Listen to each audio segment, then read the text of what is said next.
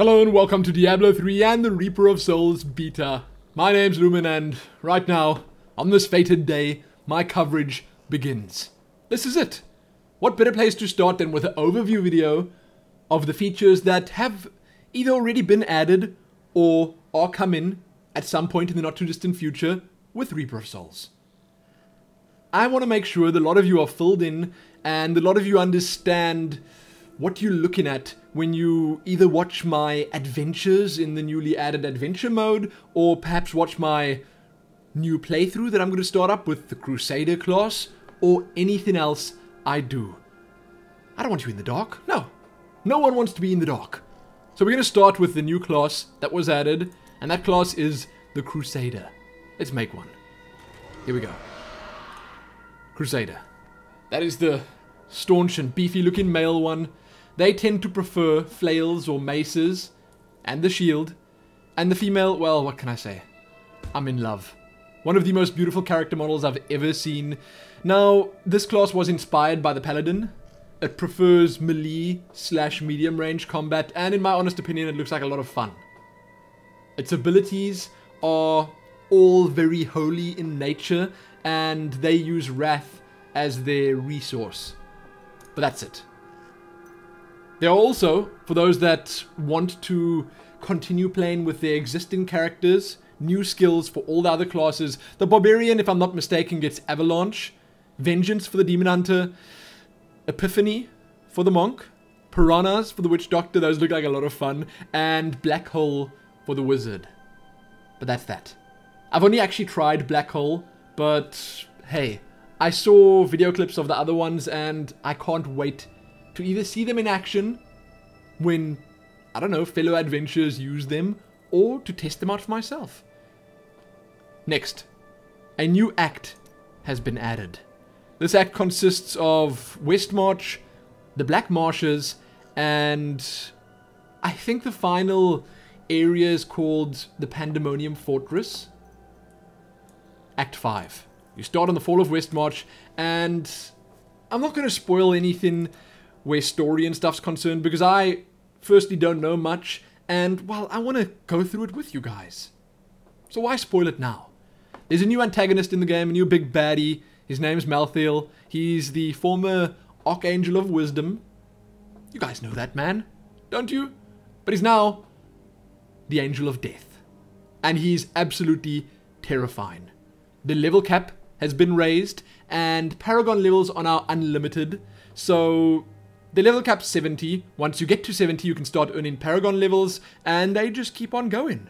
They're also account-wide now, and they give some, I don't know, I'd say pretty useful stat points that you can spend on all sorts of different things. I could jump in there in just a moment to show you guys, but I'm going to stay here for a second. Then there are new difficulty modes, which I want to show you. They are displayed so amazingly well here. Look at this.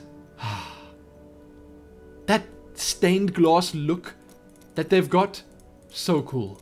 So cool. Normal, hard, expert, master, and torment. Apparently in torment, you also have two different choices to make it even more difficult. And you can even see here what exactly is changed in the difficulty levels. And one thing I kind of found interesting was that, and I may be wrong here, but that lower level characters can actually start on a higher difficulty right off the bat.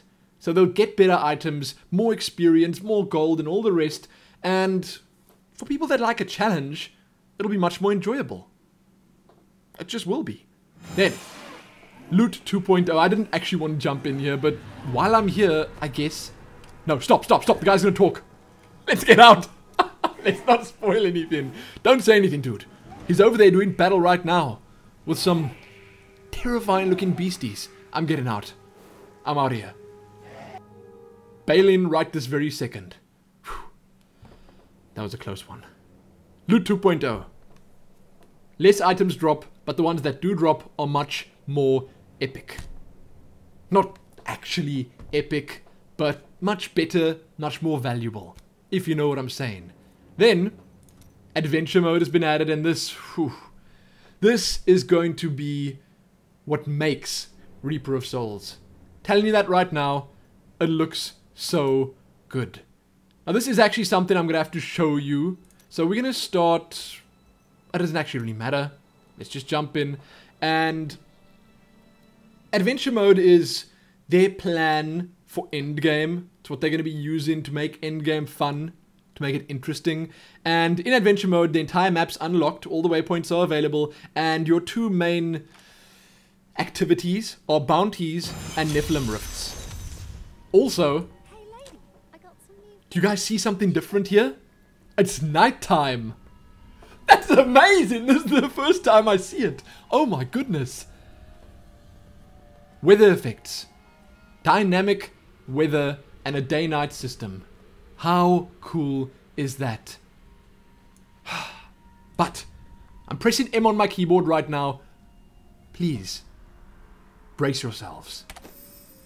Look at that. Just look at that. Now, this is the world map. You can see all the acts here.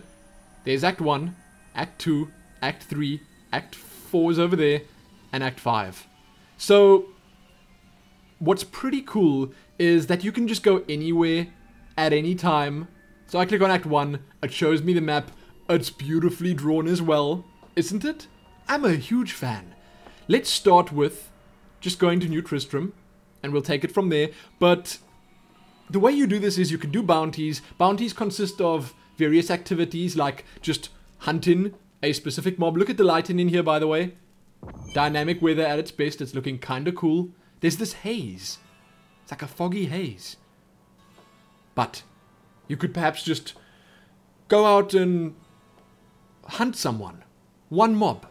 One dude, one beast, whatever. Or complete an event. Like, for instance, the Jar of Souls in the Cemetery of the Forsaken. Or you gotta kill Lucius the Depraved in the cemetery. That's actually a super easy one that I could do right now. Although my latency is so spiky at the moment. Maybe I'll do it. Maybe I'll do it just to show it off. No, I'm not. I'm gonna resist. I'm gonna resist. I'm having a tough time right now. I think you guys may well have realized. So that's the thing.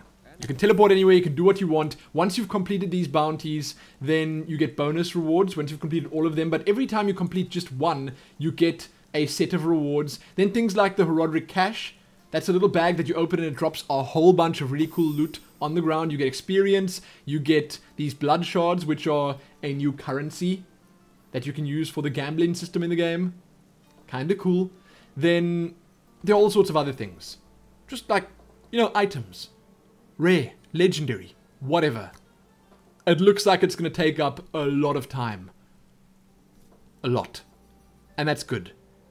Now, sadly, there aren't any new followers, but all your followers that were in the game previously, they've got new backstory quests and stuff that have been added. So they'll progress as you progress, and that's kind of fun.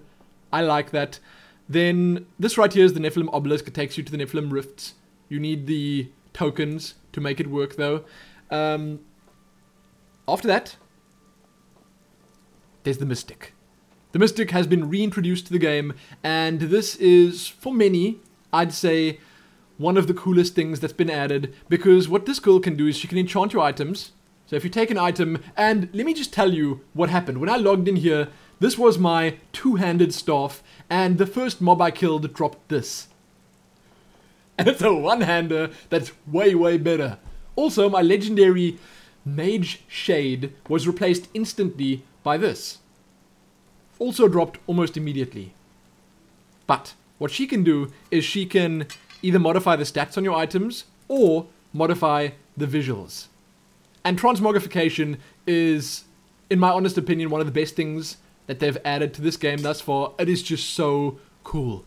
You get to just straight up pick any visual style that you've got unlocked for any items. So now, hey, I like that, I choose it, then I move on to the chest piece. I want something more simple, so I take that. Or I want something more extravagant, I take that. I want more visuals, then I just upgrade her further. 44 new looks. Let's have a look. Craft. Oh, wrong one. Let's have a look. Look at that. You see? You see? Let's have a look at the boots. Aha! Very shiny. So that's what Transmogrification is. I like it. Next, let's move on. Let's leave this game, abandon it, so I can show you and just talk about some of the other new UI changes here. Now you'll see that the chat has been reworked a little bit. You can switch between different channels here. I like it. And you may have seen that there was a clan channel over there. That's also a thing. You can start a clan, you can get people to join you. If clans can take a whole lot of people, there will be a Tales of Lumin clan. Believe you me, it's going to be a thing. We're going to make a community and we're going to have some fun. It's going to be cool. I can't wait. Now, other than everything I've just mentioned, because that's definitely not the end of it, there's just more randomization in the game overall. So that just makes it a lot more fun. Not that much in the earlier acts, sadly, but adventure mode is going to more than make up for that, especially if you play with friends and stuff. There are a whole bunch of new weapon types, monster types. The auction house is going to be removed. It's gone. And I actually wanted to also just show you guys the Paragon levels. Not that I have any just yet. Added to that, some of the new stuff like the reworked Paragon system, Loot 2.0, and a couple of other things are being added before Reaper of Souls comes out. That is also going to be a whole lot of fun. So you don't even need to buy Reaper of Souls to experience a lot of that. And that'll also help you ramp up your Diablo 3 time before the expansion releases. Now, I'm not really sure where to get to the Paragon levels. You should take a look. Huh. I'm just going to start pressing keys now and kind of hope for the best. I thought... There we go. I saw a button for it. These are the different sections you get to spend points in. Core, offense, defense, and utility. And some of these things look really useful. Now, you get points in all of them at the same time, so you can't just go full-on core or full-on utility or full-on defense. You're going to have to spend a bit in each of them. So there is at least some semblance of balance in there. You can't go all out, say, Magic Find or whatever. And I like it. I think it's going to be a whole lot of fun. A few minor things were changed over here. Like, you can see it's been streamlined a little bit. The UI itself is just looking a bit sleeker.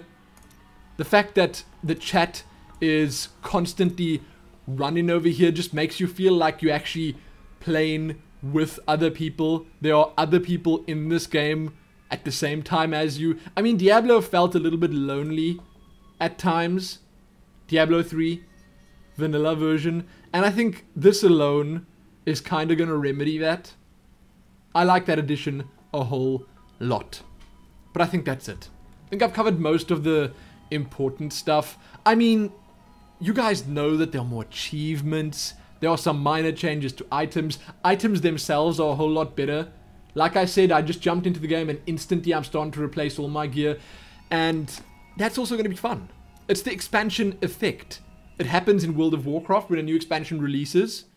You look like a clown when you equip all that new gear, but in this you can remedy that by transmogrifying it. But that's it. That's it for my overview video. I hope I covered all the relevant points. I think I did. I really do. And I hope you guys stick around for the rest of the videos, because I'm super keen to get started on the Crusader, on adventure mode, on the new Act 5. That's going to be cool. I might do 2 separate playthroughs at the same time, running in parallel. One playing through the new Act with my wizard here, and who's actually kind of looking like Robocop with that helmet. What is that? And then one with a Crusader, the low-level Crusader, because I think that'll be the most enjoyable way of doing things, and I'll be able to cover the most ground like that. But that's it. Check back here soon for more. Give this video a like, share it, and do all that other good stuff. Subscribe for more Diablo 3 Reaper of Souls content, because there's going to be a lot of it. Don't you even worry. And I'm excited. Are you guys excited? Ah, you better be. Happy that.